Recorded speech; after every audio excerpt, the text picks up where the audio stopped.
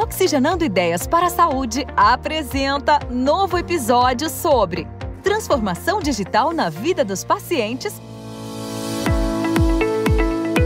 Olá, seja muito bem-vindo ao podcast Oxigenando Ideias para a Saúde. Eu sou Eduardo Mangione, CEO da ePharma, e convido você para se conectar às tendências e novidades junto aos protagonistas que estão transformando o mercado de saúde no Brasil.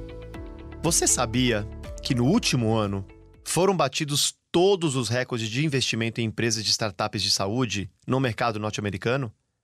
Um aporte de cerca de 29,1 bilhões de dólares, mais do que o dobro do valor do ano anterior, que havia sido de 14 bilhões de dólares. Globalmente, estamos falando de um investimento de 44 bilhões de dólares somente em 2021. Esses dados foram divulgados pelas organizações de investimento Startup Health e Rock Health. Durante a pesquisa, elas também constataram que estamos vivendo todos os dias os efeitos da transformação digital na área de saúde. Muitos players tradicionais, se continuarem somente no analógico, perderão a liderança para os novos líderes que estão surgindo. Por isso, mais do que nunca, precisamos entender de que forma a revolução digital faz a diferença no mercado de saúde mundial. Para nos ajudar a compreender esse novo cenário, em que a inovação comanda todas as ações do setor, recebemos Anderson Mendes, presidente da Unidas, União Nacional das Instituições de Autogestão em Saúde. Anderson Mendes é formado em Sistemas de Informação, acumulando mais de 25 anos de experiência no setor de saúde. Atuou em diversas regiões do país, nas quais não só compartilhou conhecimento, como também fez muitos amigos. Mendes exerce representações importantes como membro da Câmara de Saúde Suplementar da ANS, do Conselho Nacional de Saúde, a CNS, e do Conselho Consultivo do Instituto Ética de Saúde. Antes de assumir a presidência da Unidas, também foi diretor de comunicação e de integração do CNS. Ele também é ex-membro associado do Instituto Brasileiro de Governança Corporativa, o IBGC, e foi representante da Unidas no COPIS-ANS. Mendes ainda é pós-graduado em Gestão Estratégica de Negócios em Saúde, pelo Centro Paulista de Economia em Saúde, e em Gestão de Serviços de Saúde pela Fundação Getúlio Vargas, a FGV. Seja bem-vindo, Anderson Mendes. É um prazer recebê-lo aqui no Oxigenando Ideias para a Saúde. Muito obrigado, é uma honra estar aqui presente com vocês.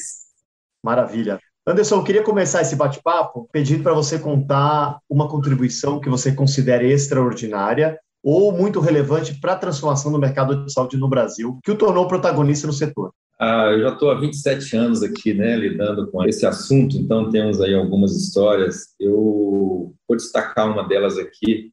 Nos anos de 2004, 2005, quando a gente ainda engatinhava no padrão TIS, que era um padrão de interoperabilidade da ANS, nós vimos a necessidade de ter uma empresa, uma solução que atingisse principalmente o Brasil profundo, como a gente fala, não só Rio, São Paulo, capital, mas o interior do Amazonas, Manaus. A gente optou, então, por montar uma empresa, que hoje se chama Horizon, e foi uma grande transformação no sentido da gente trazer uma aceleração no processo de conectividade aí entre operadoras e prestadores. Hoje eu digo que é mais uma commodity, hoje é muito mais fácil fazer isso, mas há praticamente 18, 17 anos atrás isso era bem difícil e foi muito bacana ver essa transformação acontecendo e hoje o padrão ser realmente um facilitador de troca de informações aí, entre os atores na saúde. Muito bacana. Explorando um pouco mais essa sua trajetória rica, incrível que você teve até agora no mercado de saúde, queria que você comentasse aí alguns highlights dessa trajetória, principalmente alguns pontos de contribuição para explorar melhor.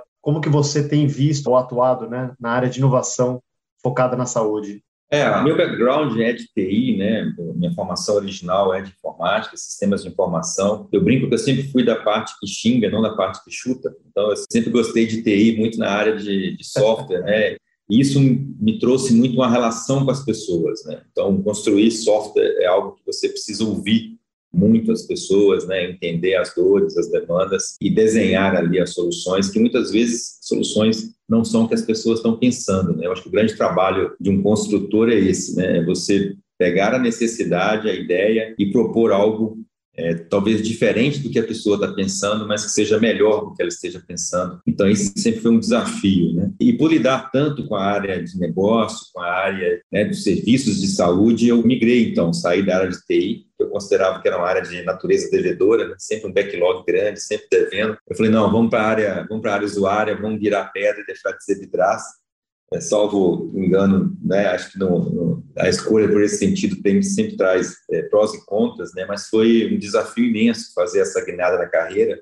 E é legal contar essa história porque, assim, eu trago muito desse background para essa discussão de saúde, de inovação, né? É interessante como você, por ter uma experiência, né, em TI, em lógica, você trazer esses conceitos para a discussão mais prática, né? Então, assim, você basicamente consegue construir, né, a nova jornada de uma forma mais objetiva, de uma forma que realmente faça diferença. Então, você consegue ter um olhar mais estruturado, mais voltado para a praticidade. Então, eu sempre falo que, apesar de hoje, né, já há quase 15 anos, totalmente distante da área de TI, só tratando mesmo na área de negócio, e eu me especializei muito em gestão de saúde, em saúde pública, saúde da família, procurei, né, de fato, saber o que estava acontecendo, mas é muito legal aplicar os conceitos que eu tinha lá atrás sobre como encontrar essas soluções, como surpreender, né, e agradar ao máximo o usuário dentro das soluções do sistema, trazer isso para uma trajetória de quem agora está na ponta. Então, a minha interlocução com as startups, com as health techs, com as empresas que tem, é muito mais fluida, porque eu consigo entender muito bem como esse processo se constrói, como ele se faz. Então, eu acho que são aprendizados, né, se eu deixar um recado para a turma aí, eu acho que os aprendizados se somam, né? Eles não se excluem, né? Hoje a gente troca o aprendizado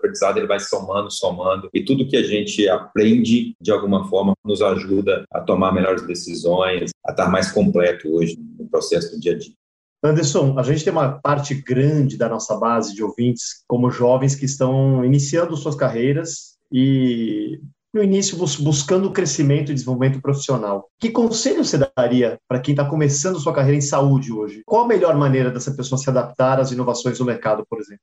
Acho que o mercado de saúde ele tem, né, uma diversidade muito grande. Assim como, por exemplo, um jurídico, né? Então, dentro do direito, você tem diversas ramificações do direito, né? E a saúde também tem essa característica de você poder trabalhar de diversas formas, né? Eu acho que quem está começando ou quem está entrando, ele tem que tentar se identificar, né? Qual é essa ramificação que mais me traz, desculpa a palavra, mas esse tesão de trabalhar, que me traz essa garra de acordar de manhã, que esse cara tem um desafio, quero fazer. Então, é muito importante a gente, talvez até experimentar. Eu acho que eu tive essa experiência, né, de passar por diversas áreas, então você acaba experimentando um pouco do que a saúde pode oferecer, porque saúde, como eu disse, é muito vasto, muito vasto. E aí encontrar naquilo que você mais se identifica, né, porque nós seremos melhores profissionais e seremos profissionais mais felizes trabalhando naquilo que a gente gosta, trabalhando naquilo que realmente faz diferença, que tem um propósito, né, alinhado ao seu propósito pessoal. Então, desde uma área técnica, né, em saúde, uma área especial, né, você pode ser um enfermeiro, você pode ser um fisioterapeuta, você pode ser um médico, né? Você pode estar ali atuando nessa entrega de valor direto ao paciente, mas tão importante quanto isso é uma gestão em saúde, é uma inovação em saúde. Então, você pode estar trabalhando com robótica, você pode estar trabalhando com dados, você pode estar trabalhando com analytics, né, e big data. Então, assim, você tem um ramo muito grande de atuação dentro da saúde. Não vai ser difícil identificar uma área, né, em que você se encontre ali e seja feliz. Acho que o mais legal é você realmente estar trabalhando naquilo que te faz uma satisfação muito grande, traz um retorno, né, profissional e entendimento. Então, a minha dica seria muito essa, assim, estar atento à diversidade que a saúde pode trazer, né, as possibilidades que a saúde pode trazer, entendendo que é um ramo muito promissor. Hoje, a indústria da saúde ela é comparada apenas à energia, óleo e gás, quer dizer, é uma indústria que cresce muito, tem muito que crescer, tem altos investimentos, e você vai desde uma coisa básica, né, de um item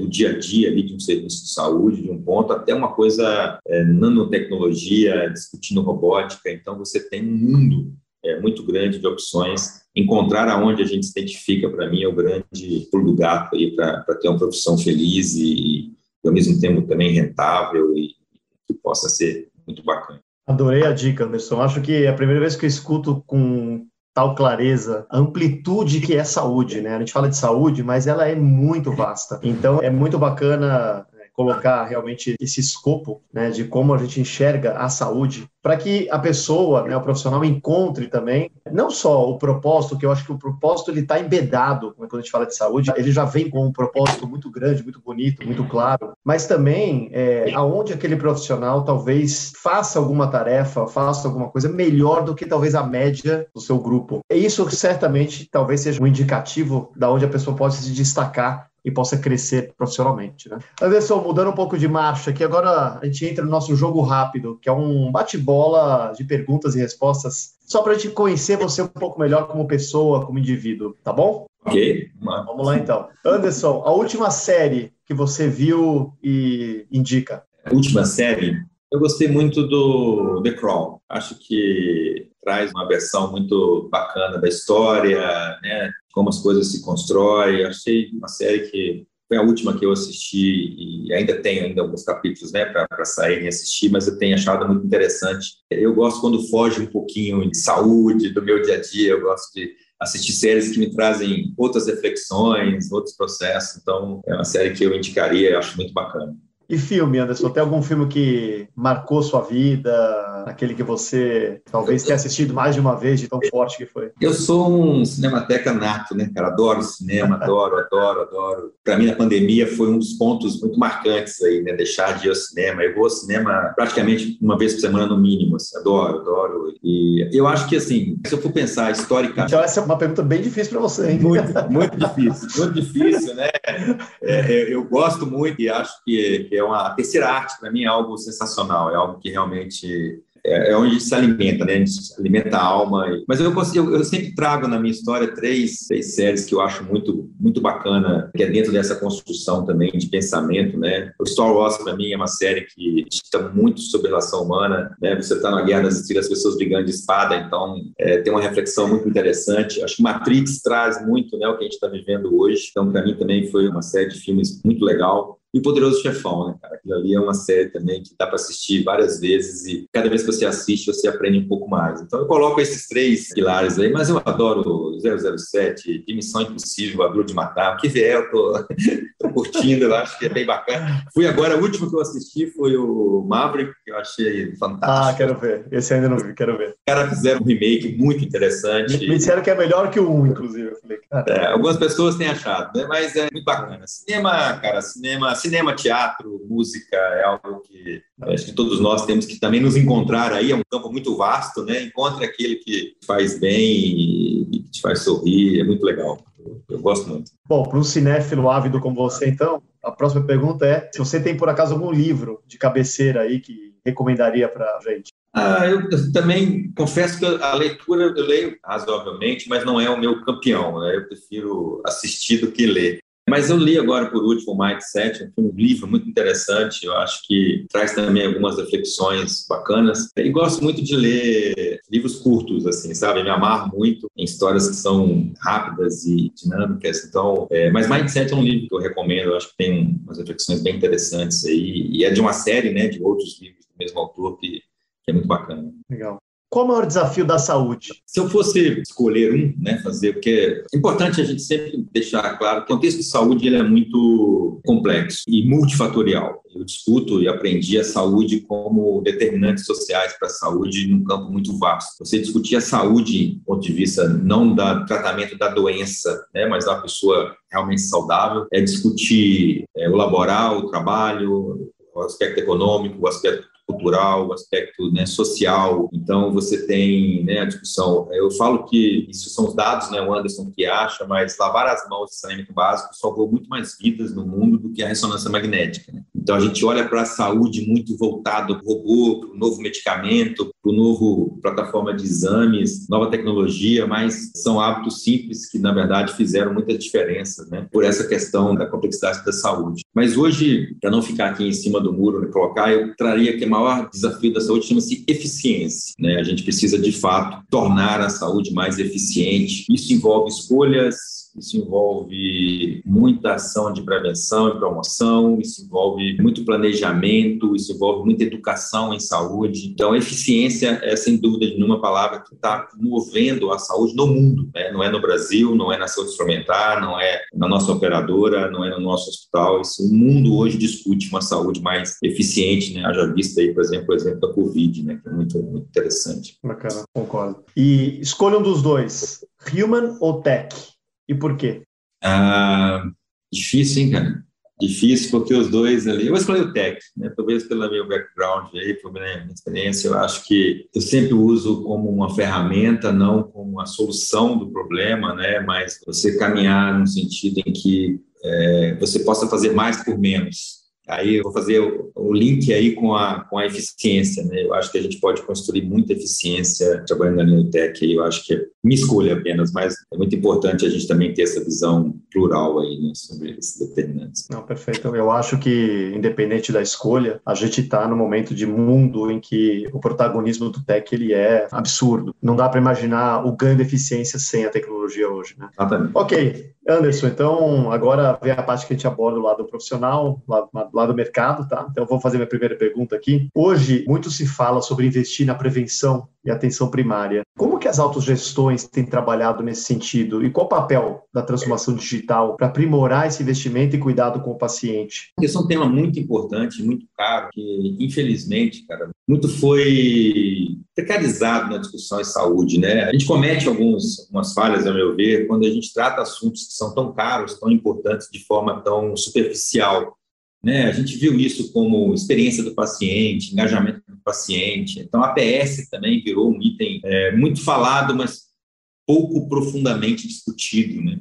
Então, eu vi muitas empresas montando um ambulatório dizendo que está fazendo APS, né? Isso não é APS, isso não vai entregar o valor que a gente espera e precisa, né? Porque, apesar de parecer óbvio e simples, é muito complexo, né? Trabalhar prevenção e promoção é algo que dita muito o comportamento das pessoas. E mudar comportamento é uma das coisas mais difíceis que existe, né? Acho que se a gente tivesse que inventar uma pílula hoje, para ser a grande droga do momento, seria um remédiozinho que você tomasse e mudasse o seu comportamento no dia seguinte, né? Quisesse procurar hábitos mais saudáveis, mais atividade física, menos sedentarismo, alimentação mais saudável. Esse seria talvez o pilar. A gente, mais uma vez, aqui não é uma crítica, né, específica, mas é do sistema, a gente cria falsas impressões de que a tecnologia vai vir e vai ajudar. Então, eu posso comer feijoada no almoço, no jantar e no café da manhã, né? Ficar sentado no ar-condicionado o dia inteiro e à noite eu vou tomar um comprimido que vai resolver todo o meu metabolismo e a minha situação, e a gente sabe que não é assim. E aí a tecnologia entra para auxiliar nisso, né? Hoje a gente já sabe, por exemplo, o FDA já aprovou várias terapias digitais. Então, se nós somos hoje pessoas mais conectadas, né? Se a gente tem mais smartphones que pessoas hoje no Brasil e no mundo,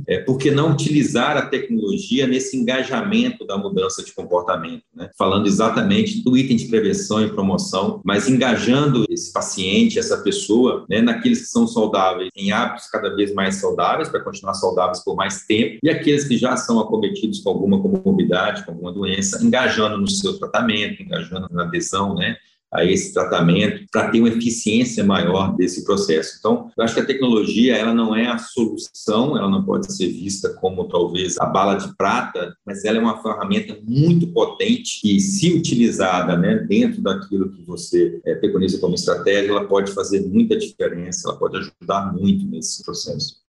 Bacana. E a Unidas, que você preside hoje, né, como exemplo, concentra hoje 11% das vidas de todo o setor de saúde suplementar. Estamos falando aqui de quase 50 milhões de pessoas, né? Você acha que podemos imaginar um mundo, um Brasil, né, nesse caso, algum dia, em que os outros 150 milhões da população brasileira têm acesso a algum tipo de plano suplementar? Eu gostaria de fazer uma reflexão um pouco contrária, né? Eu gostaria de fazer uma reflexão que a gente tivesse uma saúde pública, o SUS, né, com uma melhor condição de acesso. O SUS, para mim, ele é benchmark em diversas coisas. Saúde suplementar tem muita coisa para aprender com o SUS, apesar da gente ter esse preconceito, mas o modelo, por exemplo, de remuneração do SUS é muito mais moderno que o modelo de remuneração na saúde suplementar. Eu acho que se um SUS mais forte, com maior acesso, você diminui a necessidade, talvez, do plano de saúde. Acho que essa talvez seja a nossa preocupação. Eu entendo que saúde, educação e segurança seja algo é essencial para uma comunidade, para um país, para uma população, e a saúde suplementar deveria entrar como algo realmente suplementar, acessório, para aqueles que querem ter algo diferenciado, querem ter alguma coisa que não interferisse na qualidade de saúde das pessoas, né? Não podemos ter mais uma segmentação social dizendo os que são privilegiados por ter plano de saúde, os que são, né, infortuitos aí por ter a dependência única do SUS. Mas uma saúde suplementar mais, voltando de novo à questão da eficiência, uma saúde suplementar mais acessível, ela também ajuda, né, ao próprio SUS, porque traz sobre o SUS uma carga de menor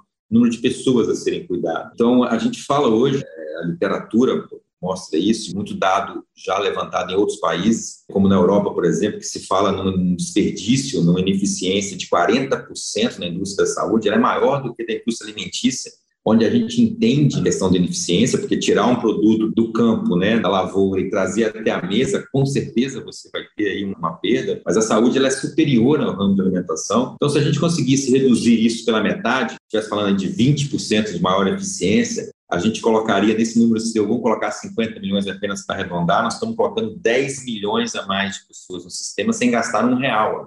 Então, né, e seria 10 milhões de pessoas a menos na conta do SUS para ele cuidar, o que traria uma condição melhor de cuidar daqueles que ficam. Então, acho que a nossa necessidade é de tornar o sistema mais acessível, né, um sistema mais eficiente, para que a gente possa, então, fazer esse desenho social, que eu acho que é importante, de um sistema único, onde a saúde suplementar está dentro dessa lógica do sistema único, né? Já visto agora a discussão da pandemia, por exemplo, todos nós tomamos vacinas do SUS, né? Não foram nos planos de saúde. Então, acho que a gente precisa ter esse reconhecimento, que algumas coisas importantes que o SUS realmente dê conta, principalmente na população que tem menor renda, mas que a saúde suplementar precisa ser mais eficiente, precisa ser mais acessível para traduzir a vontade daqueles que podem realmente pagar ou ter o seu plano de saúde e, consequentemente, ajudar, né, a um SUS mais leve, a um SUS que suporte melhor a população que depende 100% dele. Te colocar agora na fogueira, viu, Anderson? Vou improvisar uma pergunta aqui sobre exatamente o que você está comentando, né? O tão elogiado SUS, porque ele é um sistema, né,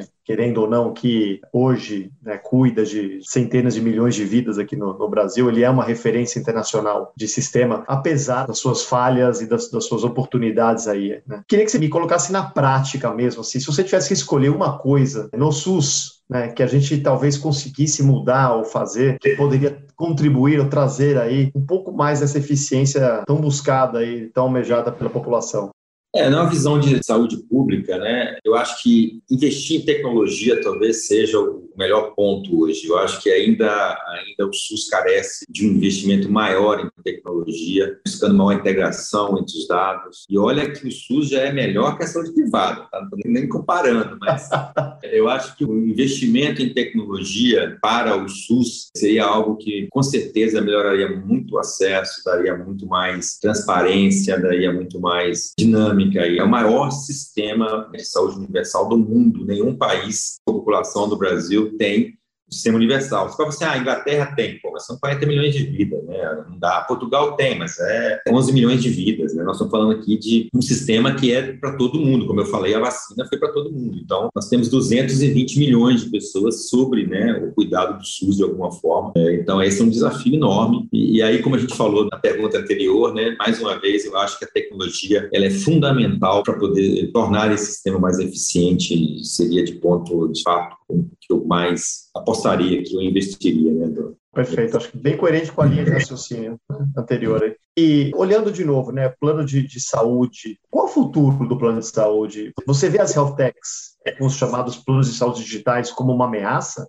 Não, eu vejo a health techs como um grande laboratório, né? Conhecendo um pouquinho, né, desse mercado da saúde, eu vejo que às vezes as comparações não são as melhores, né? Comparar, por exemplo, health techs com fintechs não é uma comparação que seja plausível, né? Ou até mesmo itens comparáveis. O nível de complexidade de uma transação bancária é infinitamente menor que o nível de complexidade de um atendimento hospitalar. Não dá para se discutir e comparar essas coisas, né? Mas, por outro lado, você tem o uso da tecnologia com um avanço enorme em outros sistemas. Estou citando aqui o sistema financeiro, por exemplo, né? O Pix hoje virou algo que você toma água de coco pagando por um Pix, né? Então, isso é realmente algo que a gente tem que ter esse laboratório. O que eu acredito é que a gente vai ter uma junção desses dois sistemas, né? Um sistema mais tradicional, um sistema muito voltado para a infraestrutura, né? O hospital, a clínica, aquilo mais que a gente considera mais sólido, né? Mais tangível ali, com um sistema mais de inovação, de informação, voltado mais para as health techs.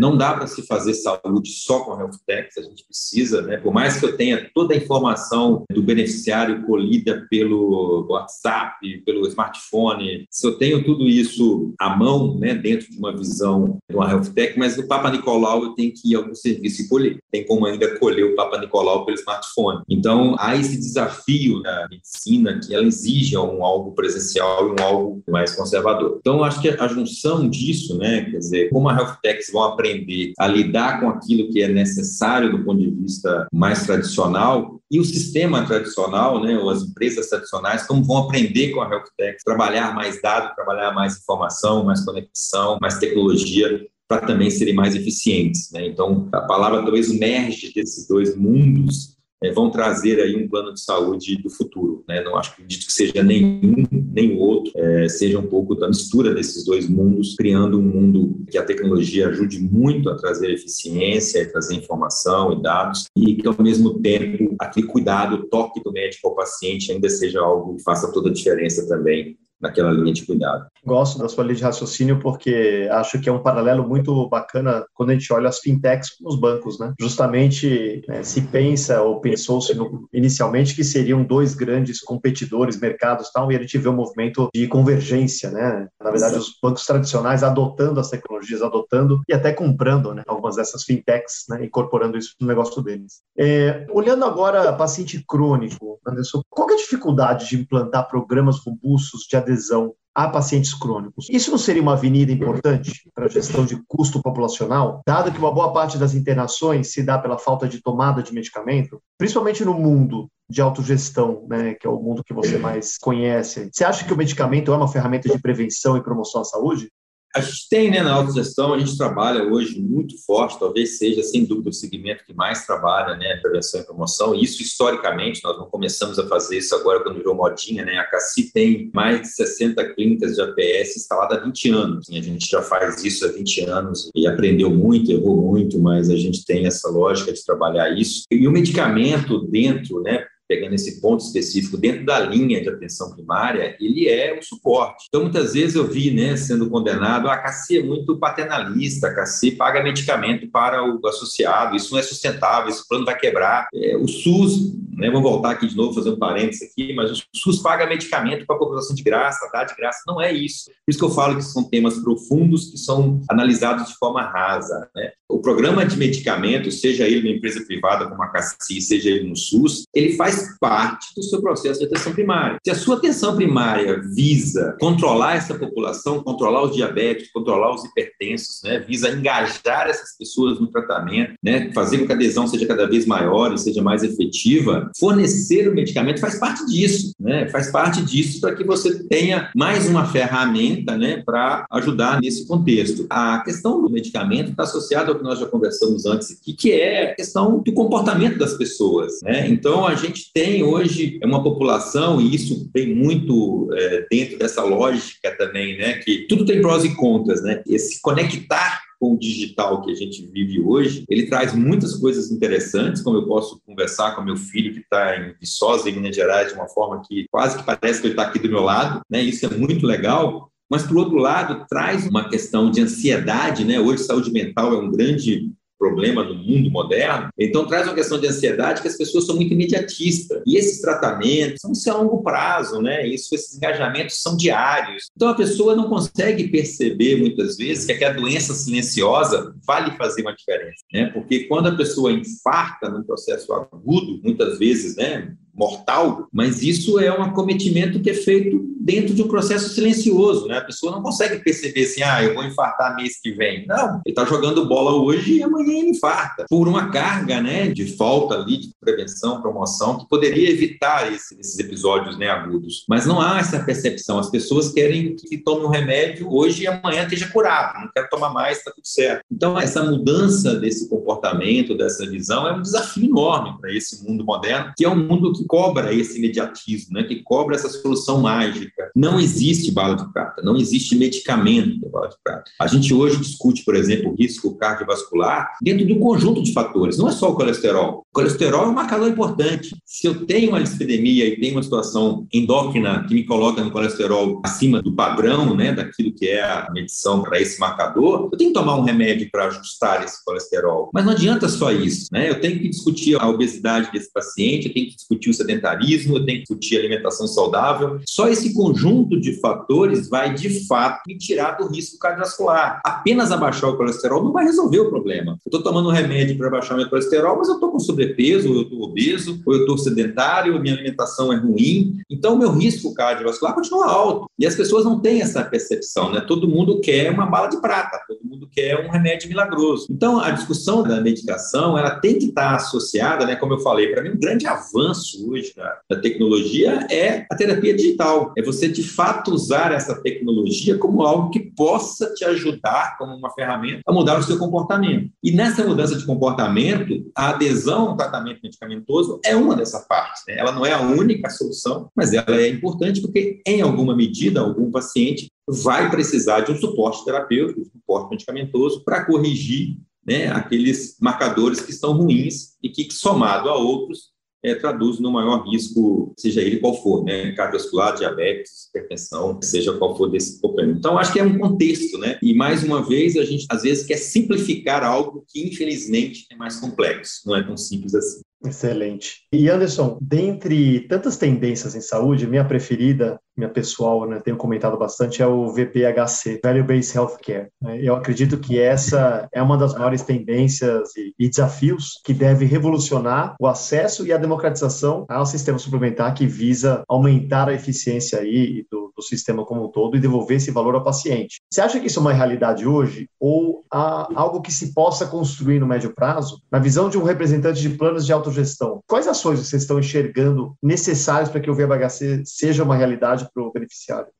O desafio é a implantação, né? A discussão, a teoria sobre o VBHC já está instalada, né? Todo mundo já sabe sobre isso. Tem 10 anos que a gente vai em congressos e escuta falar sobre isso e tem essa informação. O desafio é implementar. Enquanto Unidas aqui, né, nós implementamos aqui, inauguramos na segunda-feira, foi um evento muito bacana, o nosso escritório de VBHC Unidas. Nos moldes que foram criados nas empresas dos PMOs, né, dos escritórios de projeto, que eram equipes multidisciplinares focadas nesse processo de mudança, de implantação e capacitadas para isso, né? Hoje, mais uma vez, a gente às vezes não faz a discussão como deveria, porque a gente precisa capacitar as pessoas sobre o VBHC. O VBHC não está aí nato, está aí no dia a dia. Ele é uma discussão que ela precisa, né, de ter um conhecimento. Assim como a gente começou a implantar, né, fazer os escritórios de projeto, porque as pessoas não entendiam sobre o projeto, né? Não entendiam sobre EAP, sobre risco de projeto, sobre discussão de recursos, sobre discussão de prazo. A gente, VBHC, também precisa trazer essa parte de maior capacitação dessas pessoas e de implementação, hands-on mesmo, mão na massa, né? Então, o nosso escritório, ele traz essa missão, já temos 8 autogestões, né, de grande porte, médio porte, trabalhando dentro desse escritório para que a gente faça uma primeira rodada de capacitação e depois de implantação, que é linha de cuidado, é ir para a linha de cuidado no hospital, entender aquele episódio,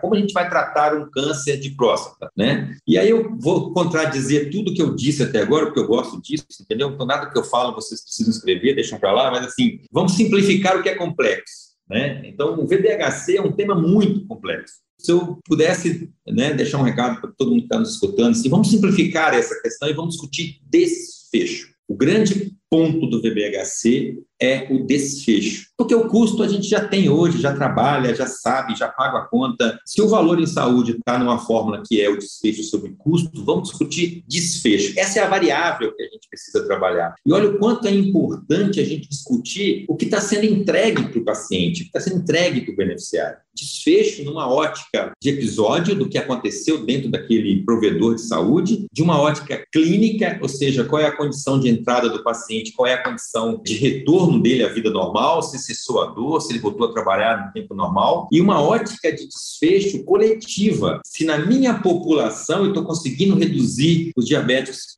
descontrolados, se eu estou conseguindo reduzir o risco cardiovascular, então eu tenho uma ótica de desfecho de VBHC numa ótica coletiva. Então o que eu preciso investir hoje é como coletar, como identificar esses desfechos, para poder medir. Só gere quem mede, em qualquer coisa na vida. Você só vai gerir o seu orçamento pessoal se você medir o quanto você ganha e o quanto você gasta. Senão você não tem gestão. Você vai ficar assustando com a conta do cartão de crédito toda vez. Exatamente. Então, o desfecho ele precisa ser medido para ele ser gerido. Então, hoje, o desafio é a gente trabalhar em ferramentas, existem várias hoje, né? E a gente coloque na prática a medição desse desfecho. Vamos colocar aqui o medicamento que você trouxe no trailer, só para concluir aqui o meu raciocínio, a questão do medicamento. Se eu estou fazendo uma intervenção em um programa de medicamento junto à minha população, eu tenho que medir se essa população que eu forneço o medicamento tem condições de saúde melhores daquela que eu não forneço. Isso vai demonstrar, cara, vale a pena, vale a pena. Eu estou fornecendo insulina, mas os meus diabéticos estão mais controlados. Isso se paga, né? O famoso ROI, né? Retorno de investimento, isso se paga. Agora, se eu não medir, vai virar um processo, a palavra não é bobo do momento, mas é um processo político. Eu, enquanto gestor da minha empresa, estou fornecendo medicamento para a população. Esse processo político não traz nada se eu não acompanhar essa população e medir e dizer assim, olha, é efetivo incluir no seu programa de atenção primária o fornecimento de medicação para que esse paciente engaje melhor nesse tratamento e, consequentemente, você tenha os desfechos que você espera colher, que são pacientes mais bem controlados, utilizando menos situações agudas, né, internações e tudo mais. Mas o foco no VBHC hoje, a gente talvez tenha que focar em desfecho e depois entrar com o VBHC na sua complexidade. Olha, eu até faço uma pausa e falo aos ouvintes envolvidos e para aqueles que estão buscando um caminho para incorporar o VBHC no seu negócio, fica uma dica riquíssima e um benchmark muito relevante para aplicar e moldar nas suas atividades. Obrigado, viu, Anderson? E, infelizmente, para finalizar nossa conversa aqui, porque eu tinha muitas perguntas adicionais aqui, mas o tempo realmente é o nosso inimigo nesse caso aqui. Qual que é o seu plano? Essa curiosidade que sempre fica para a gente no final de uma conversa. Qual o plano para continuar sendo um dos grandes protagonistas dessa mudança, dessa transformação que está ocorrendo aí no mercado brasileiro de saúde? Meus planos pessoais, eles casam muito com meus planos profissionais, né? Eu acredito muito que a gente é melhor pessoa quando a gente também é o melhor profissional. Eu ouvia muito, né, que a gente devia separar essas coisas. Não dá. Nós somos um ser só, né? Nós somos uma pessoa só. E eu acredito muito nessa completude, né? Você é um profissional feliz, é uma pessoa feliz, é um profissional que entrega mais, que dá mais resultado. O meu plano é justamente tentar, de alguma forma, fazer diferença. Eu acho que todos nós que estamos lidando aqui com a saúde, a gente tem que ter um plano de fazer diferença no seu mundo. Então, eu olho para o meu mundo, eu olho para o meu quintal e falo assim, como eu posso fazer diferença aqui? Como eu posso ajudar? Então, se eu ajudo uma afiliada, uma empresa parceira ou a minha própria associação, a minha caixa de assistência, a melhorar o engajamento de um paciente diabético, para mim já faz um grande ganho. Eu acho que se cada um de nós conseguir, né, olhar para o seu quintal e ver aonde eu posso fazer diferença aqui, isso vai contribuir, né, para um sistema de saúde suplementar melhor, consequentemente um sistema público, no nosso grande e amado SUS melhor e numa vida melhor. Eu acho que esse é o meu propósito e é isso que eu trago. Então, fico atento, né, eu acho que um recado assim, eu sou muito atento às oportunidades. Quer dizer, qual oportunidade passa à minha frente para eu fazer a diferença? E eu me agarro nessa oportunidade e vou com ela até eu ter certeza que a gente conseguiu, né, implementar essa oportunidade e fazer a diferença. E são muitas oportunidades. Todo dia a gente vê ideias, soluções que não são nossas, né, que estão aí sendo compartilhadas, mas implementar essas ideias é algo que faz da gente diferente e isso para mim é que me move, é que me faz tentar fazer diferente dentro do meu mundo, né? E cada um fazendo no seu mundo, a gente constrói o mundo de todo mundo melhor, é isso que eu acredito muito. Anderson Mendes é um profissional com mais de 25 anos de experiência no setor de saúde, especialista em governança corporativa, com certificado em desenvolvimento de dirigentes e na gestão de serviços da saúde pela Fundação Dom Cabral. Pós-graduado em gestão estratégica de negócios pela Unifesp e em saúde e gestão de serviços de saúde pela FGV, com um MBA pela PUC. Atualmente preside a Unidas, União Nacional das Instituições de Autogestão em Saúde, é gerente executivo da CACI e membro titular do Conselho Nacional de Saúde, a CNS, e da Câmara de Saúde Suplementar da ANS, além de fazer parte do Conselho do Instituto Ética Saúde. Anderson, muito obrigado pelo bate-papo riquíssimo e cheio de informações relevantes para o setor de saúde. Eu que agradeço o convite, sempre à disposição, um prazer estar aqui com vocês. Muito obrigado.